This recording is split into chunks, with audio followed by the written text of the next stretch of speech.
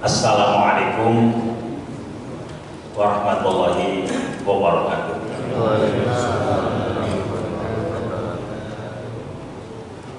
Bismillahirrahmanirrahim. Alhamdulillahil alamin, nahmaduhu wa nasta'inuhu wa nastaghfiruh. Wa na'udzu billahi min syururi anfusina wa min sayyiati a'malina, may yahdihillahu fala mudilla lahu wa may yudlil fala hadiya lahu. Asyhadu an la ilaha illallah wahdahu la syarika lahu wa asyhadu anna Muhammadan abduhu wa rasuluhu la nabiyya ba'dahu. Allahumma shalli wa sallim wa barik ala sayyidina Muhammadin ibn Abdillah wa ala alihi wa sahbihi wa mawala wa man tabi'ahum bi ihsanin ila yaumil qiyamah. La haula wala quwwata illa billah. Ba'd. Yang terhormat para alim ulama,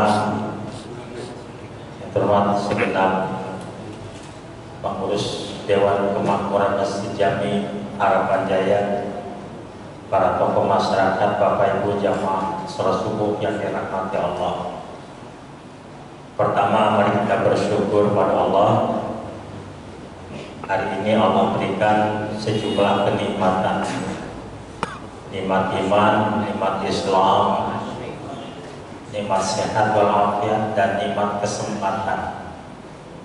Dengan sejumlah nikmat itu kita bisa melakukan berbagai amal soleh, aktivitas yang terpuji, termasuk diantaranya kita bisa hadir di majelis ilmu seperti ini, diawali dengan salat subuh berjamaah. Semoga ibadah kita semua diterima Allah Subhanahu wa Ta'ala. Salam dan salam untuk Rasulullah Nabi Muhammad Sallallahu Alaihi Wasallam, para keluarga, para sahabat, dan seluruh umatnya istiqamah sampai akhir zaman. Bapak Ibu yang dirahmati Allah, hari ini kita membahas tentang maja'a fil musawwirin. Kalau secara harfiah artinya membahas tentang para perupa. Ini terjemahan bebasnya seperti itu. Asal kata sawara yusawwiru taswira. Nanti isim fa'ilnya musawwir, karena jamak musawwirin.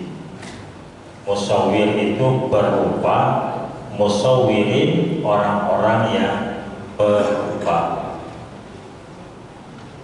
Mungkin kita kenal dalam dunia seni namanya seni rupa. Betul Pak ya? Seni rupa itu seni yang berhubungan dengan rupa, baik itu berupa dalam bentuk patung, berupa dalam bentuk pelukis, dan sebagainya. Bahkan kalau dalam bahasa Arab, taswir itu artinya berfoto. Karena dengan berfoto di situ ada rupa, kelihatan. Di lembaran kertas itu ada foto yang mencerminkan rupa wajah kita. Wajar heran kalau ada orang yang tidak mau difoto. Bapak Ibu, kalau Bapak Ibu difoto bersedia kan? Senang. Ada Pak? Ustadz, ulama nggak mau difoto.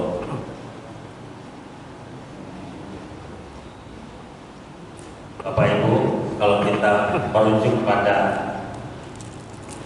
rukun Islam, rukun Islam itu ada 5. Apa itu?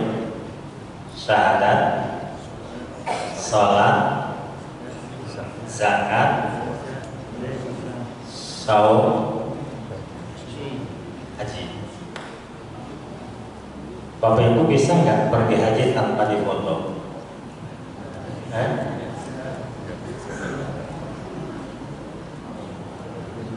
Salah satu di antara syarat bisa pergi haji harus difoto.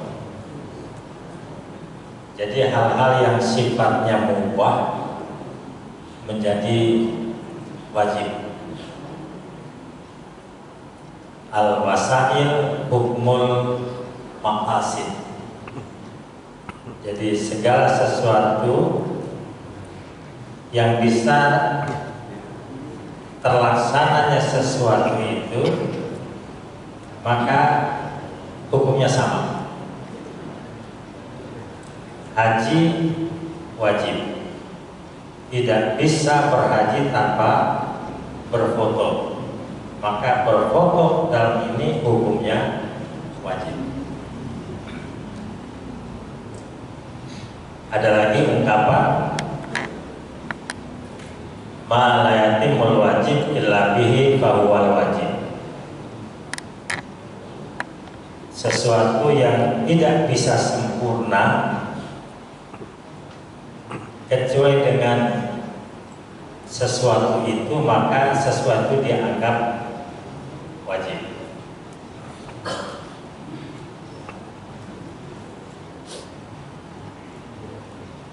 Baca Quran wajib nggak? Wajib. Bapak Ibu tidak bisa baca Quran kecuali harus menggunakan kacamata. Membikin kacamata hukumnya makruh, sunnah atau wajib? Wajib. Kita dulukan persoalan. Nanti terkait dengan al-musawwirin, para seniman di bidang seni rupa, baik bikin patung, melukis, termasuk fotografi.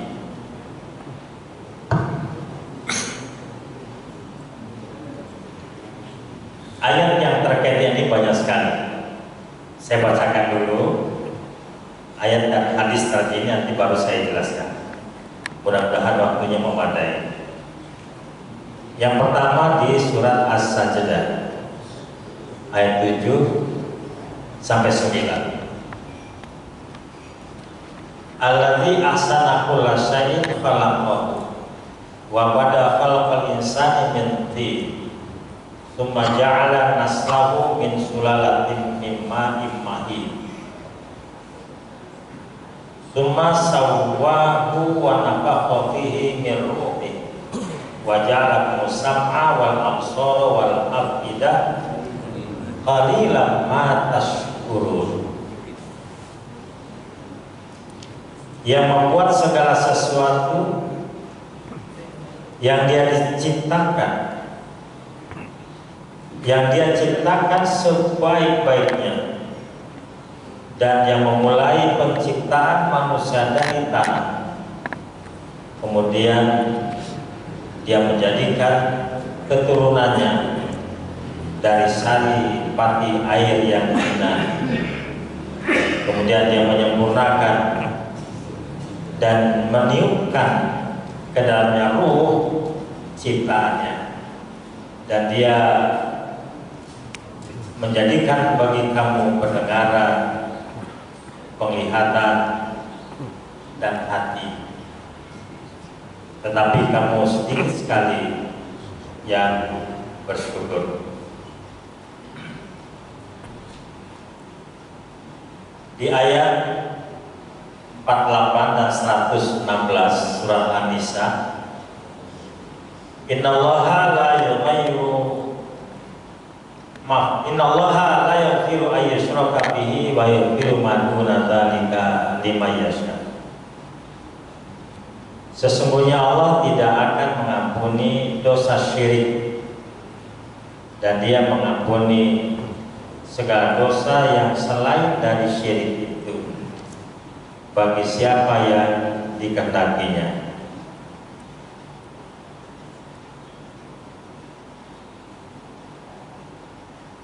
Kemudian di surat Al-Hajj ayat 31, wa may yusyrik billahi fakannama kharra minas samai fatahtafuhu at-tayr aw tahwi bihi ar-rih fi makanin sahih. Barang siapa mempersekutukan suatu dengan Allah, maka ia seolah-olah jatuh dari langit atau disambar oleh burung atau diterbangkan angin ke tempat yang jauh.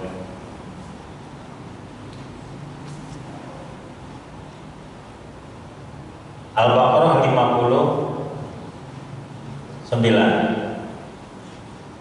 Babadal ladzina zalamu qawlan ghayra alladzi qila lahum. Lalu orang-orang yang zalim mengganti perintah dengan mengerjakan yang tidak diperintahkan kepada mereka.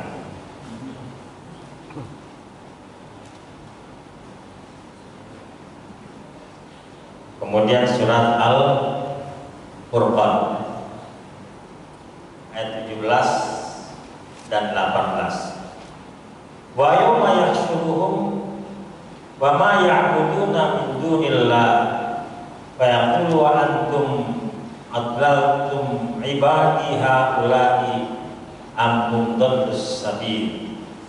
Qalu subhanaka ma kana yanbaghi lana an nattakhidha min dunika min awliya walakin mata'nahum wa aba'ahum hatta nasu dzikra wa kanu qauman bura. Dan ingatlah suatu hari ketika Allah menghimpunkan mereka beserta apa yang mereka sembah selain Allah. Lalu Allah berfirman kepada yang disembah, apakah kamu yang menyesatkan hamba-hamba itu? Atau mereka sendiri kan yang sesat dari jalan yang benar?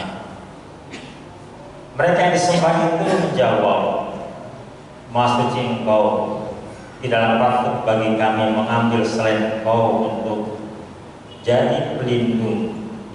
Akan tapi Engkau telah memberi mereka dan bapak-bapak mereka kenikmatan hidup sampai mereka lupa mengingat Engkau, dan mereka adalah kaum yang binasa. Kemudian surat Al-Maidah 116. Wa qala Allahu ya Isa ibn Maryam a anta qulta lin-nasi ittakhiduni wa ummiya ilahaini min dunillah. Qala subhanaka ma yakunu li an aqula ma laysa li bihaq in kuntu qultuhu faqad alimta ta'lamu ma fi nafsi wa la a'lamu ma fi nafsi innaka anta antal ghuyub. Dan ingatlah ketika Allah berfirman, hai Isa putra Maryam, adakah kamu mengatakan kepada manusia, jadilah aku dan ibuku dua orang ilah selain Allah? Isa menjawab, Maha Suci Engkau, tidaklah patut bagiku mengatakan apa yang bukan hakku mengatakannya. Jika aku pernah mengatakannya, maka tentulah Engkau telah mengetahui apa yang ada pada diriku, dan aku tidak mengetahui apa yang ada pada diriku. Sungguhnya Engkau Maha mengetahui perkara yang baik. Sebenarnya di surat As-Saba juga ada. Ini As-Saba ayat 44. Wa yawma yahsyuruhum jami'an thumma yaqulu lil malaikati haula'i iyyakum kanu ya'budun. Qalu subhanaka anta waliyuna min dunihim bal kanu ya'buduna jinna aktsaruhum bihim mu'minun. Dan ingatlah hari yang di waktu itu Allah mengumumkan mereka semuanya. Kemudian Allah berfirman kepada para malaikat, apakah mereka ini dahulu menyembahmu? Malaikat menjawab, maksudnya engkaulah pelindung kami, bukan mereka, akan tapi mereka telah menyembah jin. Mereka beriman kepada jin itu. Nah, adapun hadis-hadis yang terkait dengan itu, ini sangat banyak. Ini perlu saya sampaikan. Hadis pertama,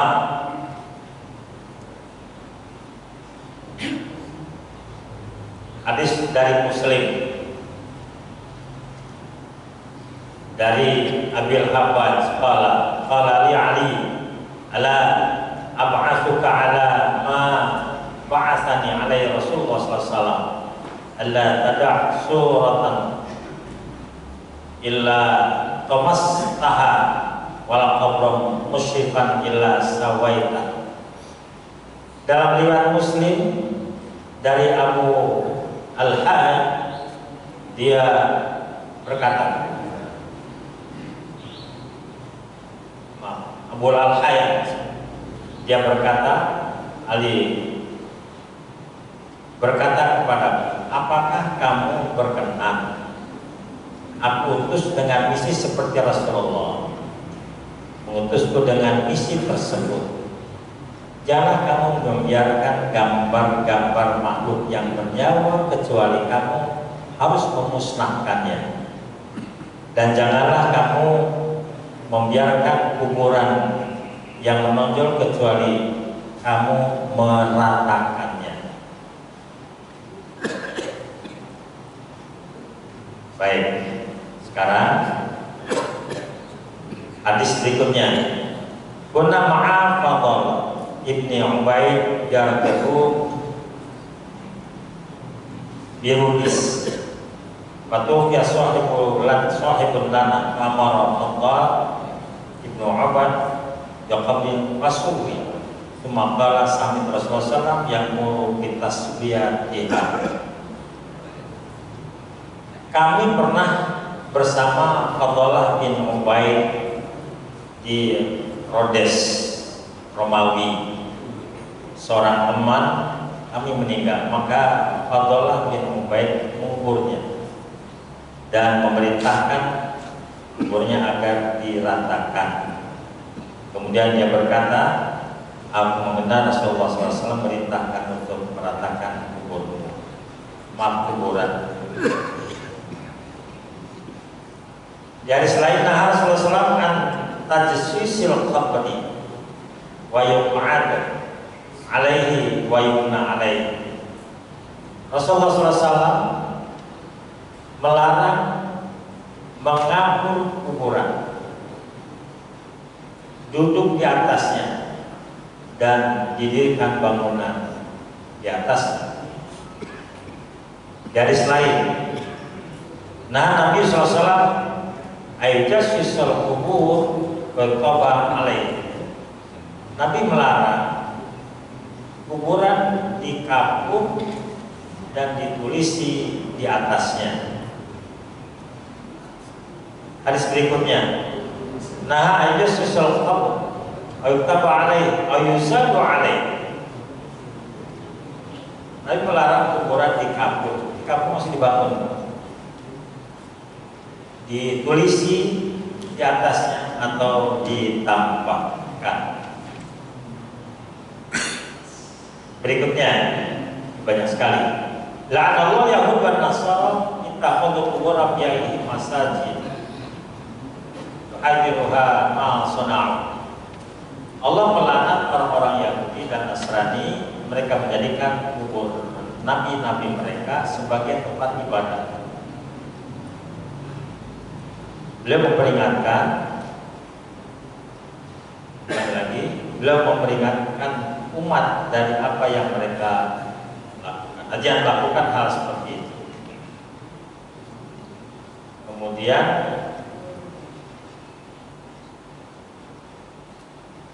hadis Nabi, zurul kubur fa innaha tudzakrul maut. Berziarah ke kubur karena itu mengingatkan kepada kematian. Jadi selain Rasulullah SAW di kubur Madinah, faqbala alaihi biwajhihi faqala assalamu alaikum ya ahlal kubur yaghfirullahu lana wa lakum antum salafuna wa nul bil asar.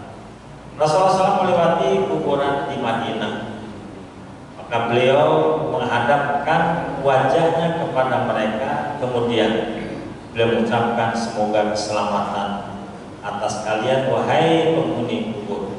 Semoga Allah mengampuni kami dan kalian. Kalian mendahului kami dan kami akan mengikuti kalian. Dan masih banyak lagi. Baik, sekarang ayatnya cukup banyak. Demikian hadisnya. Untuk mempermudah pemahaman ayat dan hadis tadi, pertama, prinsip dalam Islam bahwa orang Islam yang beriman itu harus melakukan tauhidullah. Tauhidullah itu artinya mengesahkan Allah.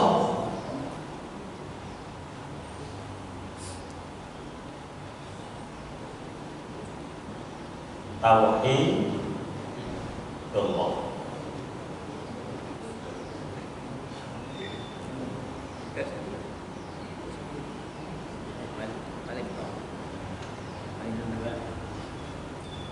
Dengan demikian, orang Islam dilarang untuk melakukan kemusyrikan kepada Allah. Isyrakullah.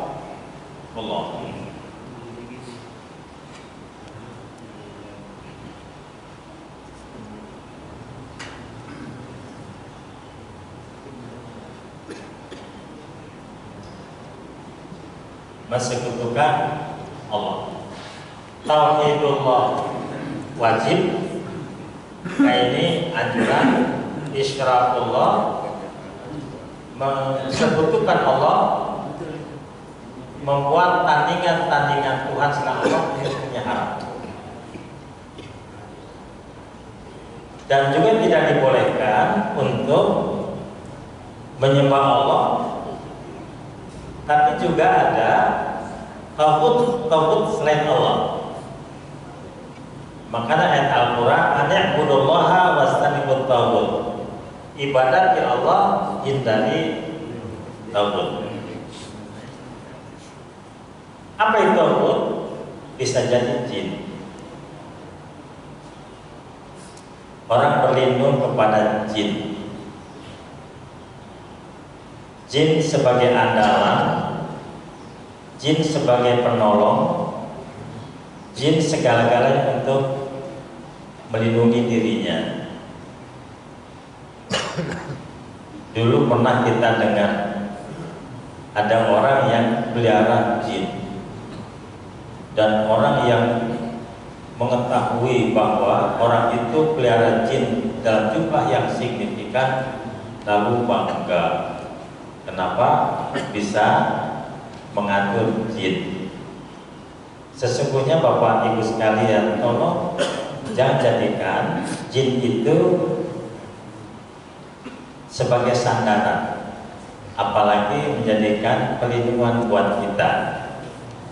Sekali kita bersandar kepada jin, sekali kita minta tolong kepada jin, maka jin itu yang akan mempermainkan kita.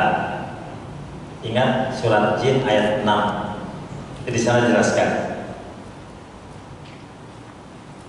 Yang kedua setan.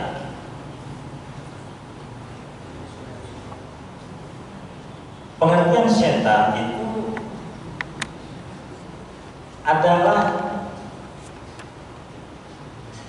manusia dan jin yang kerjanya tiga. Pertama, menyimpang. Yang kedua, menggoda. Yang ketiga, mengganggu. Jadi ketika orang durhaka, ketika orang menggoda dan kejahatan, terus termasuk juga mengganggu jalannya aktivitas amal soleh, maka itu termasuk setan.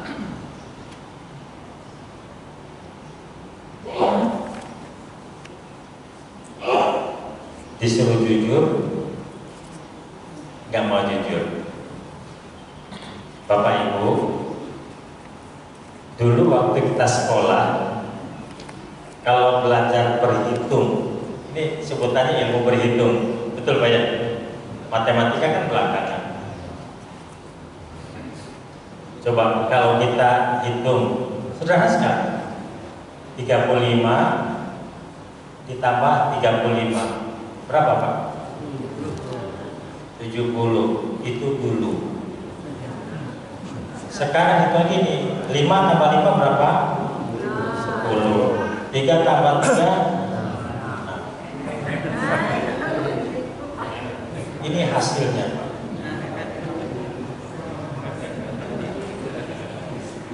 Mereka heran kalau KPU cara hitungnya begitu.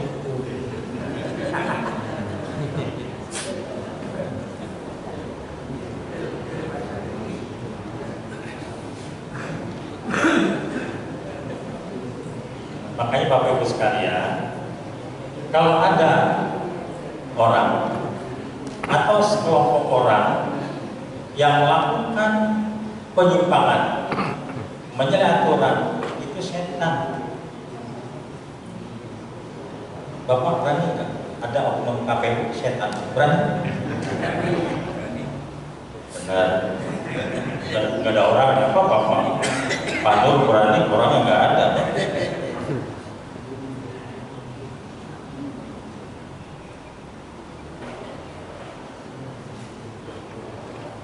Yang ketiga, al-hukmul jahiliyah, hukum jahil. Dulu kalau orang tahu aturan, maka yang dihindari adalah pelanggaran terhadap aturan itu. Sekarang yang aturan nggak takut. Kenapa? Sebelum melanggar aturan, aturannya dirubah dulu. Zaman sekarang ada nggak? Ada. Yang mana orangnya? Gibran. Gak ikut ngaji Pak. Gak ikut ngaji. Jokowi. Ini zaman now ini luar biasa Pak. Jadi kalau diartikan hukum jahiliyah, zaman Islam hukum zaman dulu sebelum Nabi, zaman sekarang juga ada. Diberlakukan hukum jahiliyah. Al-Hakimul Jahil, hakim termasuk penguasa yang zalim. Itu jangan ikuti. Ini termasuk tauhid.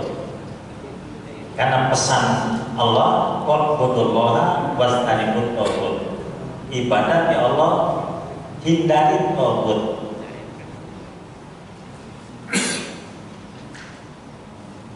Hakim itu kan ada 3. Yang 2 masuk neraka, yang 1 masuk surga.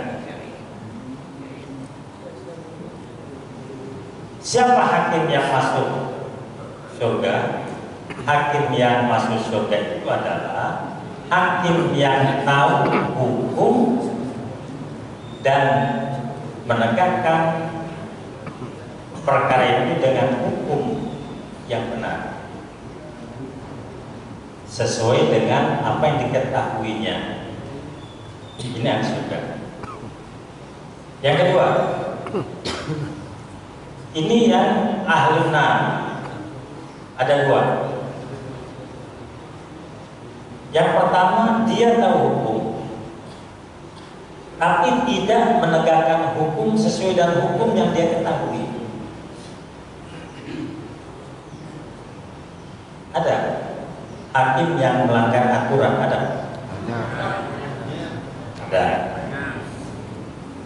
Pertanyaannya, hakim itu tahu nggak aturannya? Tahu. Tahu aturan tapi dilanggar. Ini yang kedua.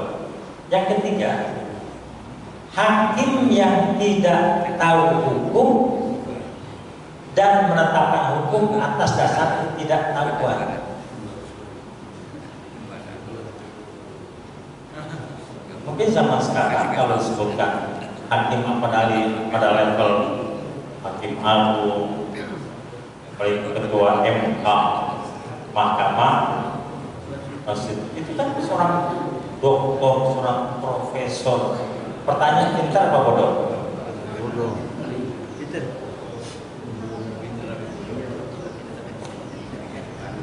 Tapi yang ketiga ini bukan orang sembarang, bukan orang yang hebat, orang biasa saja.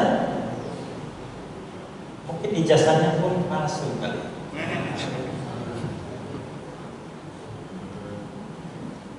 Ketika diklarifikasi, nggak mau.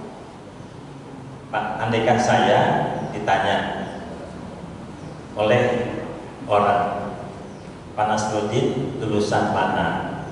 Ya tentu saya jawab SD negeri di Cirebon, Sanawiyah Aliyah itu di Cirebon Barat, tepatnya pesantren Babakan Siwaringin, sambil pesantren, sekolah formal, madrasah Sanawiyah dan madrasah Aliyah negeri.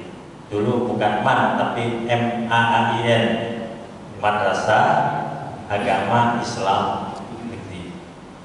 Saya itu kemana lagi? Katanya pernah di IAIN, sekarang WIN. Ya tentu saya tunjukkan ijazahnya. Angkatan 83 ini ijazahnya. Zaman itu waktu daftar, rektornya masih Pak Harun Nasution, Profesor Dr. Harun Nasution. Ini ijazahnya. Dulu ada sarjana muda, betul Pak ya? Bapak-bapak yang lahir tahun 60-an ketika kuliahnya kan ada sarjana muda, BA. Nah, saya termasuk ijazah BA ada. Nah, kemudian doktoral 2 tahun. Jadi dulu namanya kuliah sarjana itu paling cepat 5 tahun. Betul Pak ya?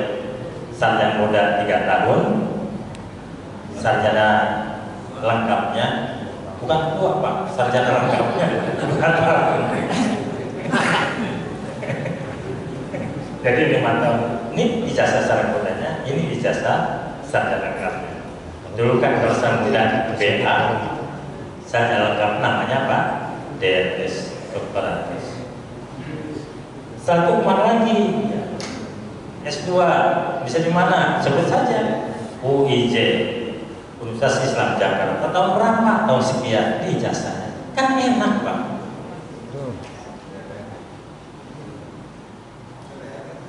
Kalau tanya, Pak, Bapak sarjana lulusan mana? Jelas. Tahun berapa?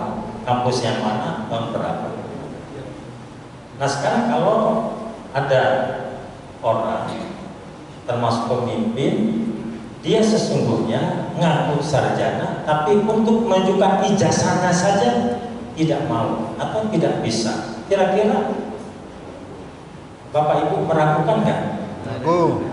kesarjanaannya. Mudah-mudahan zaman sekarang nggak ada yang begitu ya. Banyak. Jadi kalau ada ngaku ahli hukum, padahal tidak tahu hukum dan menetapkan hukum atas dasar ketidaktahuan itu, maka ini poin yang ketiga, masuk neraka juga. Jadi yang masuk surga tadi apa? Hakim yang tahu hukum dan menetapkan hukum berdasarkan ilmunya, itu yang masuk surga. Sedangkan yang dua masuk neraka, pertama orang yang ngerti hukum tapi tidak menegakkan hukum berdasarkan ilmunya. Yang berikutnya orang yang tidak tahu hukum dan menetapkan hukum atas dasar ketidaktahuan. Jadi kan zaman sekarang yang banyak yang mana? Yang satu, dua, atau tiga? Dua dan tiga. Dari mana taunya Pak? Yang terakhir, yang terkait dengan pembahasan hari ini, al-asnaf. Apa al-asnaf? Kalau mufradnya, sinjurnya itu adalah as-sanam.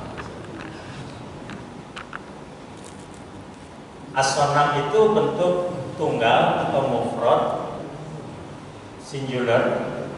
Kalau jamaknya asnam, diterjemahkan dengan sebutan beralam.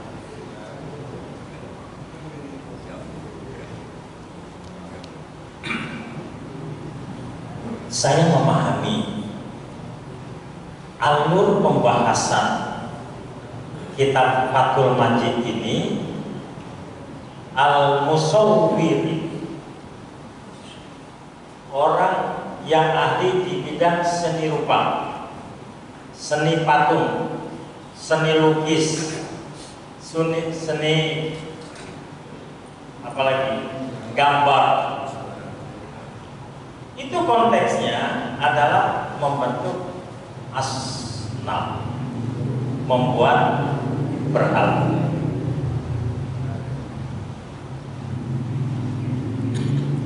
Jadi ketika orang-orang membuat patung, entah itu dari kayu lalu dipahat, entah itu dari batu juga dipahat, atau dibikin dari semen dibentuk, atau juga mungkin dari bahan-bahan lainnya untuk dibikin patung at-taswir. Maka kalau upaya untuk membuat patung itu dalam konteks sebagai berhala untuk disembah, untuk menjadikannya sebagai tauhid, maka perbuatan bikin patung itu hukumnya haram mutlak. Bukan makruh lagi, haram. Karena pesan Allah, wa'budullaha wastanibut tauhid. Ibadati Allah saja, hindari tauhid.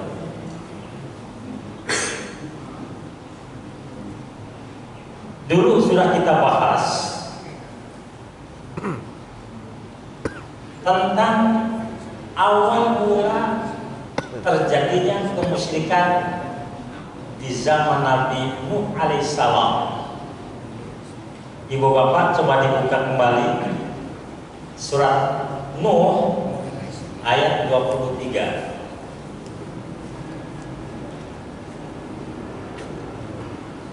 Ada 5 tokoh agama, ada 5 ulama, 5 orang soleh yang hidup di zaman Nabi Nuh.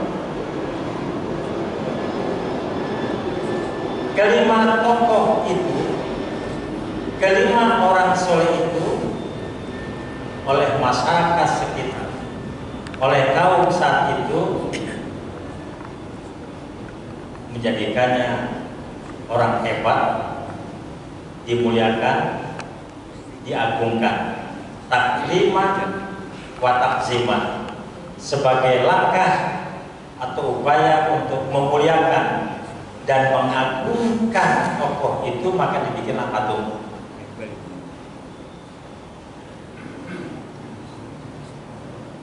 Siapakah tokoh itu? Di sana sebutkan ada namanya Wat.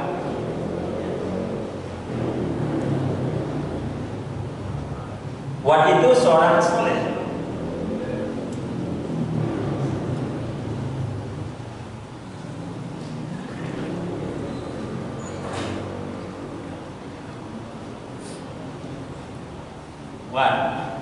Watan, karena bentuknya marfu' baca wat.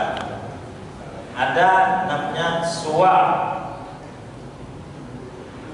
ada namanya ya'uq,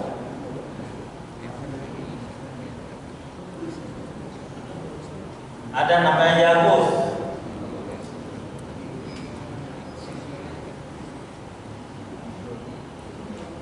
ada namanya nasr.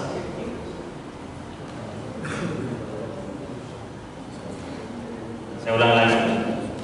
Wat, suwa, ya'uq, yagus, nasr.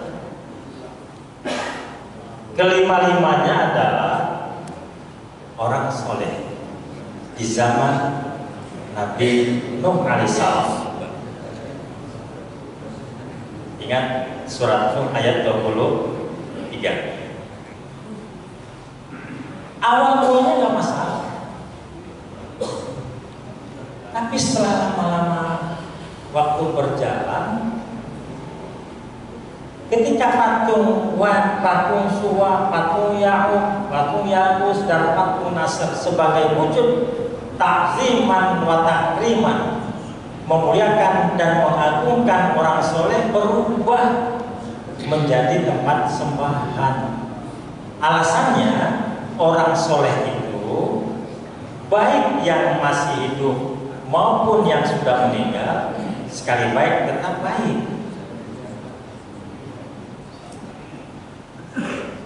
Sehingga kebaikannya memberikan manfaat buat dirinya. Karena orang soleh maka dekat dengan Allah. Makanya orang-orang musyrikin mengatakan, kami tidak menyembah patung, tapi illa liyuqarribuna ilallahi zulfa. Aku jadikan patung-patung itu sebagai alat untuk menjadikan aku dekat kepada Allah.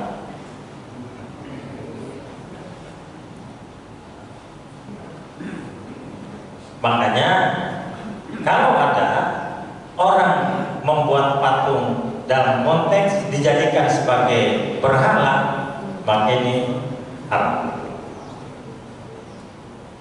Ada satu kaidah, al-hukmu yaduru ma'illati. Hukum itu berlaku berdasarkan alasannya. Sebab nanti hubungan dengan keindonesiaan. Di Indonesia, Bapak Ibu sekalian, kan ada sebuah patung. Di Bandara Soekarno-Hatta ada patung Pak Karno dan Pak Hatta, ada kan? Di Jalan Sudirman ada patung Jenderal Sudirman. Di daerah Menteng ke sana itu ada patung Pak Tani, betul ya? Di mana lagi? Di Pancoran ada patung Dirgantara yang hampir roboh nggak jadi-jadi. Dulu di bulan-bulan ada namanya patung lele, dibongkar ya. Kemudian di Harapan Indah dulu ada patung tiga bidadari ya. Kemudian apa dirubah? diganti karena protes sejumlah tokoh setempat, dibongkar ganti dengan patung tarian langit. Ada lagi di sana ada patung gelas, ya, dan sebagainya. Bapak Ibu, saya dapat informasi bahwa hari Ahad depan, tepatnya tanggal 3, orang-orang Masjid Jami Haram Pajaya mau adakan rihlah, perjalanan tadabbur alam ke Kuningan, betul ya? Berangkat pagi jam 7, nginap 1 malam, pulangnya sore sampai sini kira-kira jam 10 malam. Pak, Bapak boleh nggak pergi ke Kuningan? Boleh? Di sana ada patung kuda, Pak. Boleh nggak lihat patung kuda? Pak, boleh lihat patung kuda? Itu patungnya. Nah, maka itu patung-patung itu kita dudukan persoalannya, haram, makruh, atau mubah membuatnya. Maka itu para kita semua jangan pukul rata hukum itu sebagaimana latar belakang ayat turun, namanya asbabun nuzul, atau latar belakang datangnya hadis, namanya asbabul wurud. Sebab kalau kita mengambil hukum secara tekstual, ini bahaya. Contoh misalnya, Pak, ada satu hadis ini, la yabulanna ahadun wala yata'anna fi makanin wahid. Jalan salah seorang di antara kalian kencing dan berwudu di tempat yang sama. Pak, sekarang Bapak kalau mandi di kamar mandi, di situ ada tempat buang air kan? Ketika Bapak habis mandi, bahkan pipis di situ, wudunya di mana? Di situ juga. Kalau berdasarkan teks hadis itu haram, nggak boleh. Nah, sekarang asbabul wurudnya. Kenapa hadis itu Nabi sampaikan?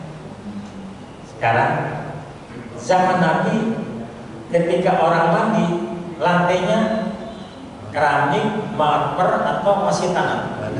Masih. Bisa bayangkan Pak, kencing di situ, wudu di situ. Berarti tanahnya mengandung najis. Wudu cipratan air atau percikan airnya bisa menyentuh berbagai anggota badan kita termasuk pakaian kita. Kira-kira kalau air kencing memercik badan kita, memercik pakaian kita, pakaian najis nggak? Sementara syarat sah sholat adalah harus bebas dari najis, baik di badan, di pakaian maupun tempat sholat. Itu syarat sahnya sholat. Makanya jangan kencing dan berwudu di tempat yang sama. Sekarang kalau Bapak pipis, Ibu pipis, ya kencing di tempat itu, habis itu disiram, lantainya bersih apa kotor? Bersih. Wudu di situ boleh? Kalau ini menjadikan dasar hukumnya tidak boleh, maka Bapak Ibu harus siapkan keran di luar, di luar rumah. Begitu mandi, pipis di situ, nanti wudunya di teras, di luar rumah. Kalau teks itu secara harga mati, makanya Bapak Ibu sekalian, dalam Islam ada yang paham zohiriyah. Aliran zohiriyah itu adalah aliran yang menetapkan hukum berdasarkan lahiriahnya. Lahirnya dilarang maka haram mutlak. Ini bahaya. Kalau orang menetapkan hukum berdasarkan lahiriah. Sebab nanti kalau ayat itu diartikan secara lahiriah, nanti konklusinya itu serampangan. Contoh, Pak, dulu pernah ada sebuah sahabat yang bertanya kepada Rasulullah, yas'alunaka anil khamri wal maisir. Para sahabat bertanya kepada Muhammad tentang khamr dan judi, miras dan judi. Apa petunjuk Allah? Qul fihima itsmun kabir wa manafi'un linnas. Dalam khamr, miras dan judi itu ada dosa, tapi ada manfaatnya. Tapi wa ismuhuma baru min nafihima. Dosanya lebih besar daripada manfaatnya. Berdasarkan teks ayat itu, khamr dilarang atau tidak? Tidak. Kalau misalnya Bapak Ibu mengambil dari segi, saya tidak melihat dari dosanya, saya melihat manfaatnya. Yang konsumsi miras badan menjadi hangat. Apa ke daerah-daerah dingin, ke Kuningan bagian puncak kan dingin banget tuh. Atau Bapak ke puncak Bogor ke sana. Apalagi bapak-bapak yang pernah ke Papua, Jawa kan dingin banget, suhunya sangat ekstrim, dingin sekali. Salah satu di antara penghangat tubuh apa? Miras. Kalau berdasarkan ayat itu bahwa saya mengambil manfaatnya, boleh nggak Pak? Kesannya boleh secara tekstual, tapi kan tidak itu. Sebab itu ada namanya at-tarikh at-tashri' al-islami.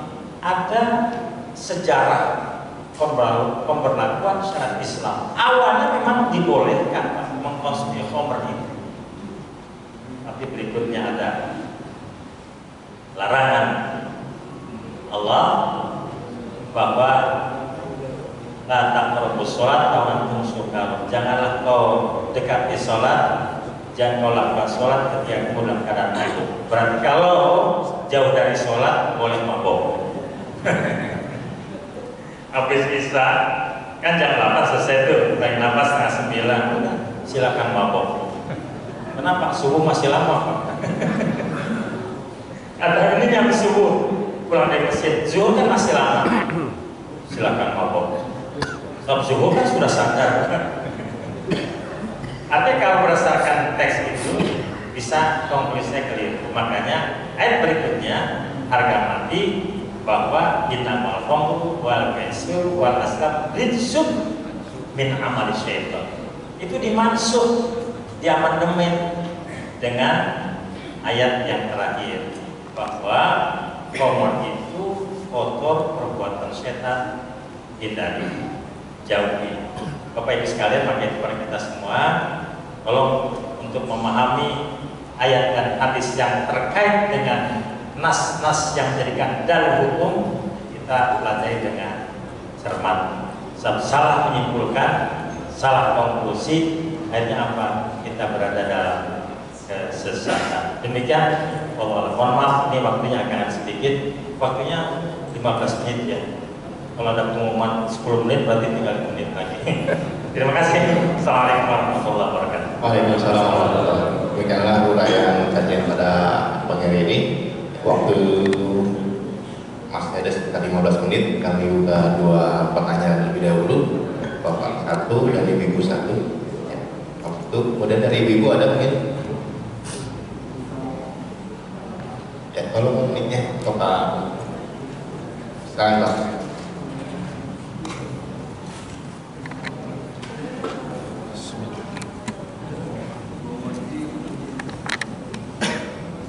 Bismillahirrahmanirrahim. Assalamualaikum warahmatullahi wabarakatuh. Ustaz yang kami hormati, peradaban manusia ini kalau kita lihat majunya sangat pesat. Antara lain dipengaruhi oleh westernisasi, ilmu pengetahuan dan teknologi, khususnya digitalisasi. Sekarang kita banyak melihat medsos baik itu YouTube,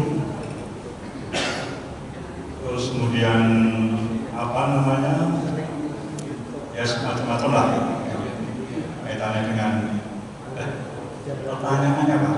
Sekarang ini kan banyak animasi, lukisan yang dalam bentuk animasi.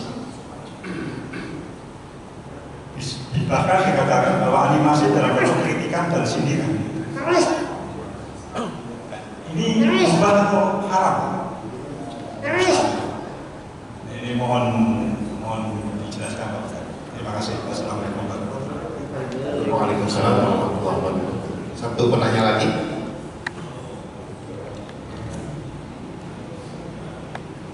Satu. Cukup Pak? Ada lagi? Oh Pak.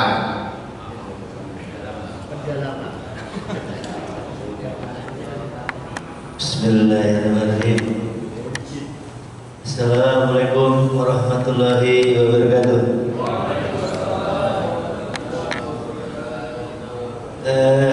Mohon izin Ustaz. Berapa hari? Ini apakah persoalannya arsitektur atau persoalannya religi atau lain-lain? Kita ini merasa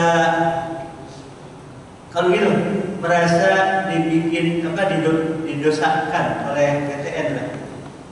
BTN. secara fisikal bahwa rumah kita ini sudah diciptakan oleh BTN, yaitu pemerintah itu pimpinan kita semua adalah sebutlah kamar mandi lah. Di kamar mandi kita ini dengan ukuran ada 70, ada 48. Rumah kita itu di situ. Dengan susah payah kumpulin dana, maka rumah kita di situ. Padahal di situ adalah kamar mandinya di situ, segala macam di situ lah. Kenapa? Itu ada pilihan lain. Nah persoalannya, ini larinya kemana? Kita menganalisis kondisi ini seperti ini. Lah sudah hidup hampir 70 tahun. Kita bukan lagi lari. Ya. Jadi persoalannya Pak Ustaz, ini dilarikan ke fikihnya atau dilarikan ke sosialnya atau dilarikan ke mana supaya kita aman kali itu. Inilah kondisional secara environment, lingkungan kita seperti itu. Dan memang itu sudah faktor. Jadi kondisi tentang kamar mandi, perangkap toilet dan lain udah aman gitu.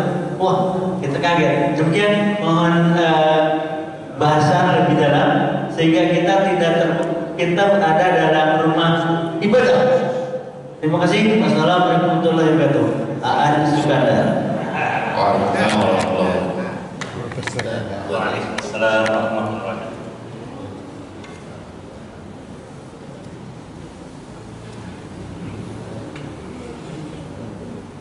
Setuju ya, kalau kita aktivitasnya selalu baik, pikiran baik, hati baik, pembicaraan baik, perbuatan baik, termasuk bikin animasi juga baik. Berbicara tentang hal-hal yang dianggap baik, itu perhatikan 3 poin ya: niat, cara, dan dampaknya. Pengaruh.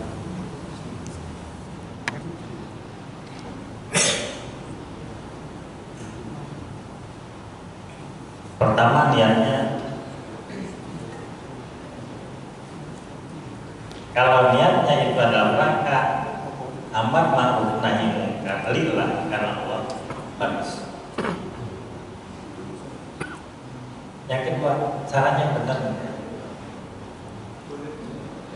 Saya bisa jadi di Indonesia saja itu bagus untuk wilayah tertentu, tapi cara ini belum tentu bagus di tempat yang lain. Apalagi antar negara. Maaf ya Pak, andaikan orang Arab pegang kepala, subhanallah, masya Allah, boleh nggak pegang kepala? Oh boleh. Coba orang kita dipegang kepalanya, kurang ajar. Kepala yang merupakan lambang kemuliaan, kehormatan, kok dipegang-pegang.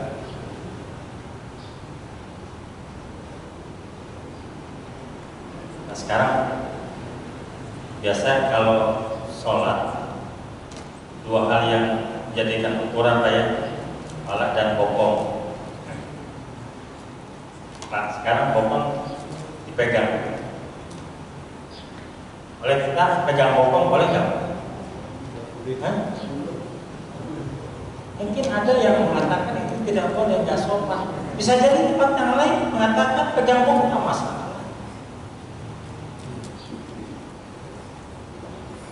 Kritikan tentang seseorang dengan hidung yang panjang,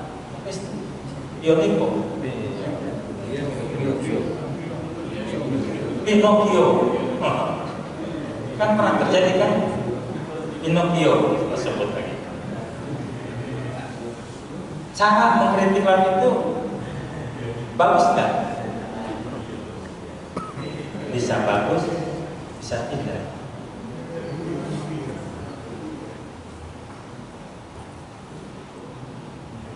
Artinya, kalau kita mengkritik seperti itu,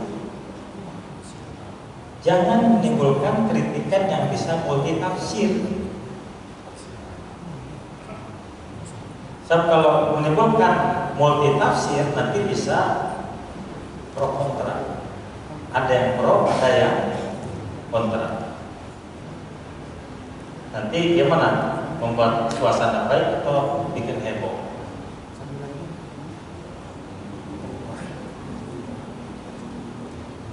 Saya ingat kemarin waktu malam Ahad yang disampaikan oleh teman akrab saya, Pak Samsul Arif bin Nabawan.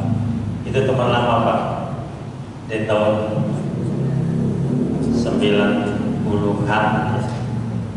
1983 ketika di lembaga dakwah Akbar.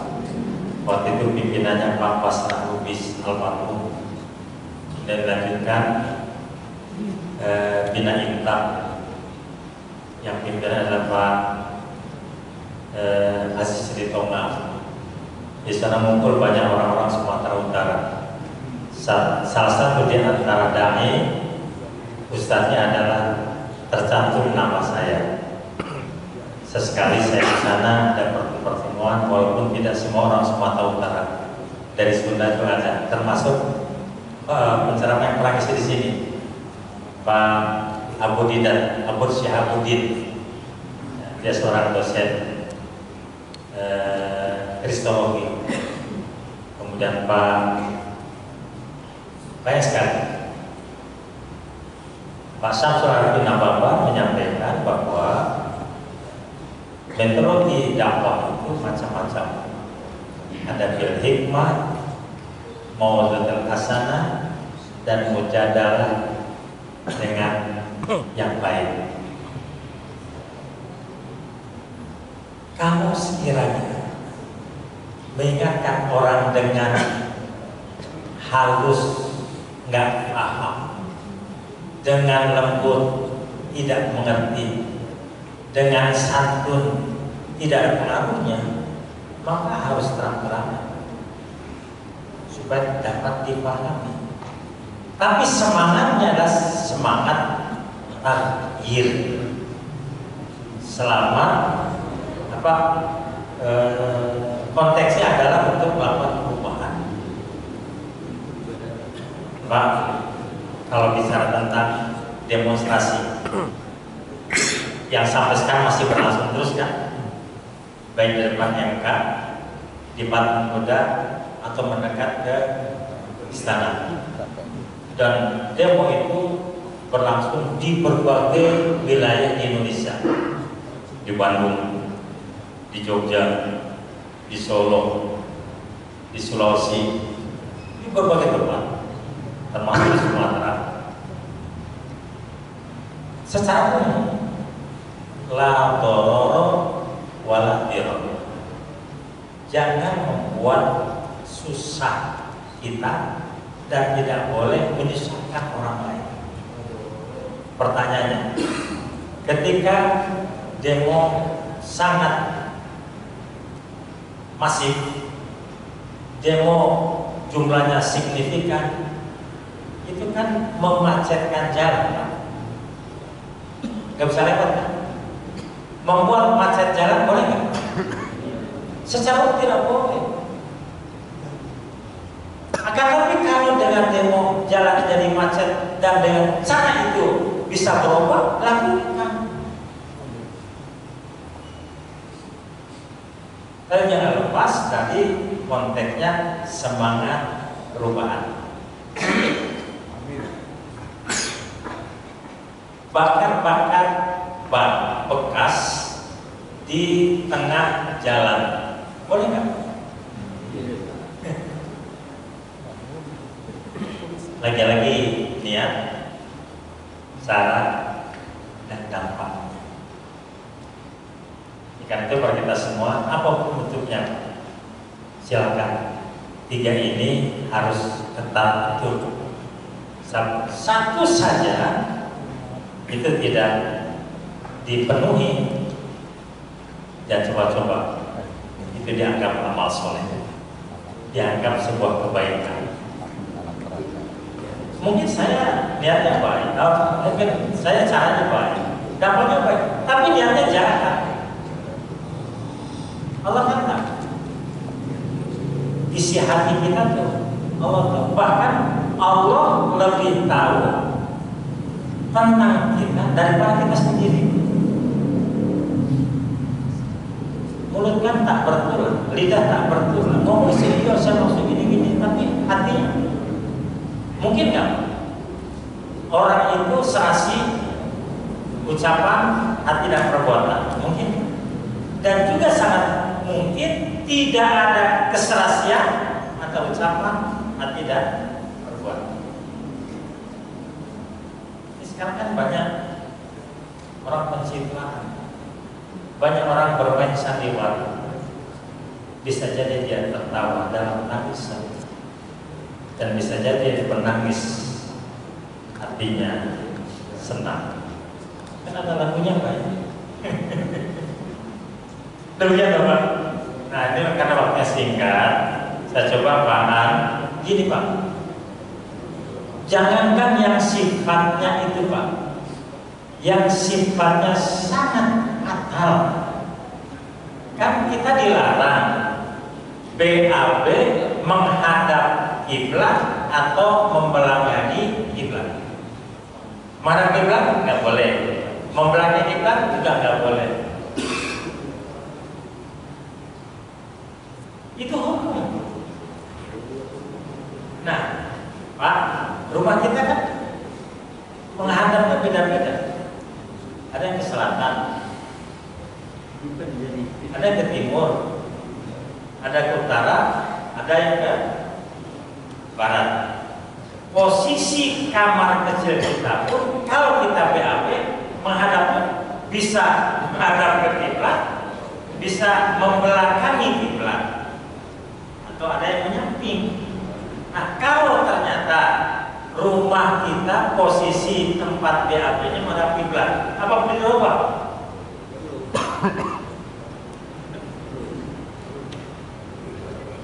Nah, itu lagi-lagi harus jelaskan dulu soalnya. Itu tidak dibenarkan menghadap kiblat atau membelakangi kiblat kecuali illa fi makanin mu'addin, kecuali di tempat yang sudah disediakan. Sekarang BTN kita terus tersedia arahnya ke sana, kita sudah apa? Kan ada hijab, ada yang membatasi.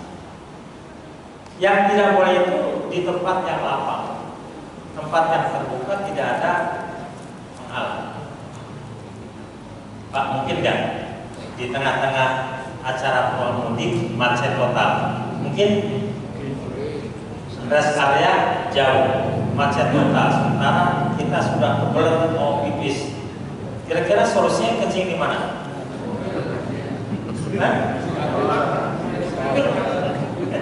Rest area jauh. Sampai mobil. Kemana? Tahan, nggak kuat. Silakan kencing. Itu kan ruang terbuka.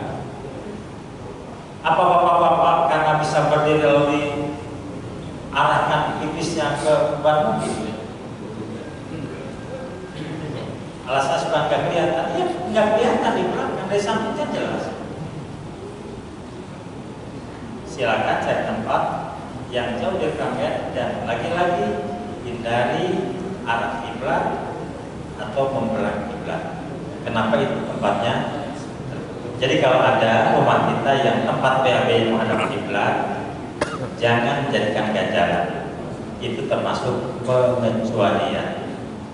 Dan termasuk juga kalau ada di antara kita tempat wudhu dan tempat buang air kecil terpisah, ya syukur alhamdulillah. Tapi kalau ternyata mandi di situ, buang air kecil di situ, wudhu di situ, itu pun tidak masalah asal lantainya sudah suci, bersih, tanpa najis. Bagaimanapun kondisi rumah kita, yang ngatur kan bukan kita. Kita terima apa adanya. Tetapi kalau sebenarnya masih punya uang untuk direhab, diperbaiki, sudah harapan kita tentu itu akan lebih bagus lagi. Bapak Ibu sekalian, saya rasa itu saja. Dan ini kita sudah masuk di separuh bulan Sya'ban. Maka tadi malam disebut nisfu Sya'ban. Nisfu atau separuh, Sya'ban itu bulan Sya'ban. Bulan Sya'ban itu bulan yang ke-8. Nanti Ramadannya bulan yang ke-9. Hadis mengatakan bahwa di bulan Sya'ban itu adalah bulan diangkatnya amal kita. Diharapkan ketika amal kita dilaporkan dan mengawali sejumlah amal itu, awalnya baik ditutup dengan kebaikan pula. Yang berikutnya ada satu ungkapan bahwa Syahrul Rajab Syahrul Zar'i, bulan Rajab adalah bulan bercocok tanam. Wa Sya'ban Suqyaz Zar'i, bahwa bulan Sya'ban itu adalah bulan menyiram tanaman, termasuk memupuk tanaman. Wa Ramadan Ihsaduz Zar'i, dan bulan Ramadan adalah bulan panen tanaman. Makanya Bapak Ibu sekalian, tolong niatkan dari sekarang, targetkan Ramadan ini adalah Ramadan yang terbaik. Yang kedua, tolong programkan sejumlah kebaikan kita tunaikan, kita sempurnakan di bulan Ramadan tahun ini.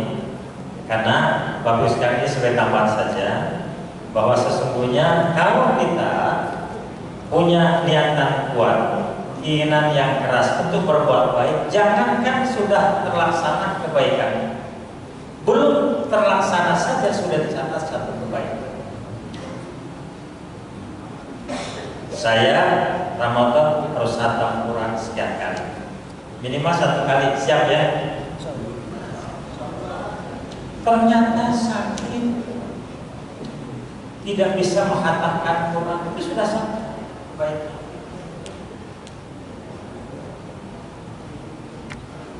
Kita niatkan sama Ramadan bisa intikam, ternyata ada uzur, garis etika. Kita apa? Apalagi kalau sudah terlaksana. Allah balas 10 kebaikan, Allah balas 700 lipatkan kebaikan ila ta'afin katsira, sampai kelipatan yang tak terhingga.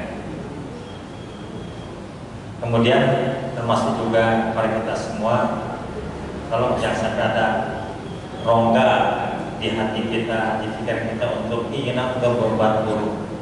Yang baik-baik saja. Dan jangan para kita semua ada kemusyrikan, walaupun secara duniawi itu menguntungkan. Maka jangan kalau pada zaman sekarang banyak orang berbuat baik karena niatnya salah, maka berakhir buruk. Ada kan?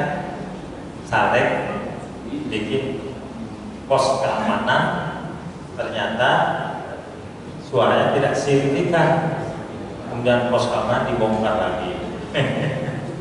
Ada lagi orang yang bagi-bagi amplop, kata uangnya 100.000, nggak jadi, disuruh ambil lagi. Itu tidak masuk pada nilai amal soleh, karena dari 3 poin itu tidak terpenuhi. Belum lagi hal-hal lain. Kalau kita semua jangan memperhatikan keuntungan duniawi, ukhrawi harus dominan. Jangan kalau ada orang pindah-pindah pantai, apa istilahnya, habis manis sepah dibuang. Ketika banyak gulanya masuk partai itu. Ketika gula sudah nggak lagi pindah partai. Ini tidak konsisten. Dan inilah zaman sekarang kelihatan sekali. Dan maka itu para kita semua, tolong apapun aktivitas kita, yakinkan itu kebaikan. Dan ketika orang beriman, kita harus istiqamah.